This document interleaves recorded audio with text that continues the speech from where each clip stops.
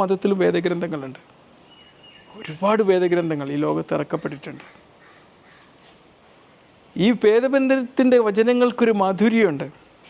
ഒരു വേദഗ്രന്ഥം എന്ന് പറയുമ്പം നമ്മളെപ്പോഴും എഴുതപ്പെട്ട പുസ്തകങ്ങളുടെ വചനങ്ങൾ എന്നതിനേക്കാൾ ഉപരി നമ്മൾ ചിന്തിക്കേണ്ടതുണ്ട്. ഈ പ്രപഞ്ചത്തിൽ കാണുന്നതെല്ലാം ദൈവിക വചനങ്ങളാണ്. ഇതെല്ലാം വേദഗ്രന്ഥത്തിൻ്റെ വാക്യങ്ങളാണ്. നമ്മുടെ ഹൃദയത്തിൻ്റെ ആത്മാവിൽ നിന്ന് ഉത്ഭവിക്കുന്ന ജീവൻ്റെ അസ്തിത്വം അതും ഒരു ദൈവിക വചനമാണെന്ന് വേണേൽ പറയാം. ദൈവത്തെ കൂടെ അനുഭവിക്കുന്ന ഒരു സ്ഥിതി വന്നു കഴിഞ്ഞാൽ പിന്നെ നമ്മുടെ നാട്ടിൽ കാണുന്ന തർക്കങ്ങൾക്കോ അങ്ങോട്ടും ഇങ്ങോട്ടുള്ള വിദ്വേഷങ്ങൾക്കോ വിവേചനങ്ങൾക്കോ ഒന്നും ഒരു പ്രസക്തി ഉണ്ടാവില്ല.